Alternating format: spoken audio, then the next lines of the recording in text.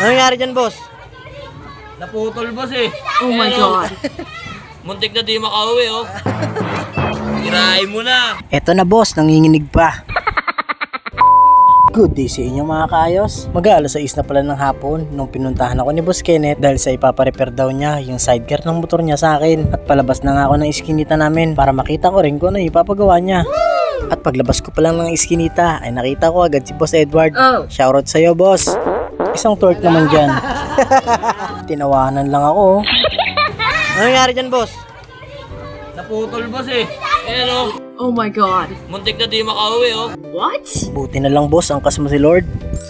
Kirain mo na. Eto na, boss, nanginginig pa. At sinimulan ko na nga ang paggawa mga kaayos. Ang una ko palang ginawa ay nilinis ko muna yung pinagputulan para mas kumapit at magkaroon ng laman yung pag-weldingan ko. Nagpaalala din pala ako kay Boss Kenneth dahil yung mga oras na yun ay labasan na ng mga estudyante. Stay put ka lang yan, boss. Ako na ang bahala dito. Ang lupit mo eh. At hindi ko ngayon naasahan to mga kaayos dahil sa unang pagkakataon ay gagamitin ko na ang bago kong biling 2-in-1 portable welding machine. Ang swerte naman ni Boss Kenneth. 2-in-1 portable welding machine. Ang ibig sabihin nun mga kaayos, pwede siyang pang stick at meron din siyang gasless na pang welding na ginagamit ko. Yung welding na may wire na lumalabas sa dulo, dalawa na ang machine ko. At kung tatanungin niyo ako mga kaayos kung ibibenta ko ba ito, yes po mga kaayos, inibenta ko po ito sa murang halaga. Bukod sa mapapasayo na ito, ay ituturo ko rin ang tamang pagtimpla ng amperahe at takbo ng wire at libre ko lang ituturo yun mga kaayos. Thank you. Kaya ako nga pala ito ibinibenta mga kaayos, hindi naman sa kinakapos ako. May bagong welding machine na kasi ako na nabili at 2-in-1 pa. At dito pa nga lang sa portable 2-in-1 welding machine na nabili ko ay siguradong kahit gaano kanipis o kakapal pa ang weldingin ko ay siguradong magiging matibay ang kapit nito. At ang kagandahan pala ng machine na ito mga kaayos ay napakagaan niyang dalhin. At hindi na ako mangangamba kung manipis o makapal pa ang weldingin ko. Uy, umu-overhead, oh.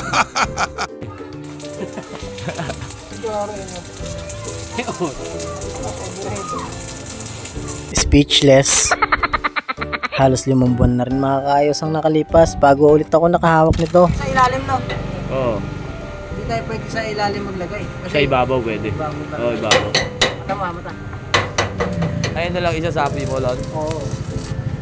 Ito lang yung importante yung dugtungan eh. Oo. Ano nga ulit yung sinabi ko? Nakalimutan ko tuloy. Alam niyo naman na nagbo-voice over ako eh. What?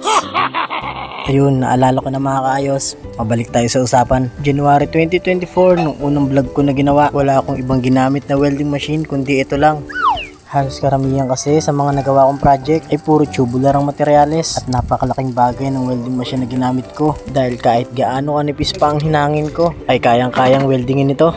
Wala rin naman siyang pinagkaiba sa nabili kong bagong welding machine dahil parehas lang siya ng welding handle na ginagamit. Binabalahan din siya ng wire na nakarolyo at higit sa lahat mga kaayos, hindi rin siya masakit sa mata kapag ginagamit. Pero ang ginagamit ko ngayon sa sidecar ni Boss Kenneth ay itong Ismaw na malakas ang liwanag at mausok. May pina-welding din pala si Boss Kenneth sa loob ng kanyang sidecar.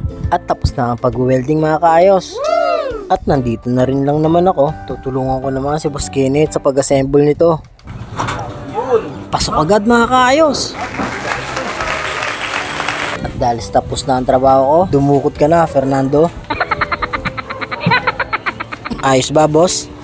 Okay na. Okay na daw mga kaayos. Maraming salamat po sa panonood.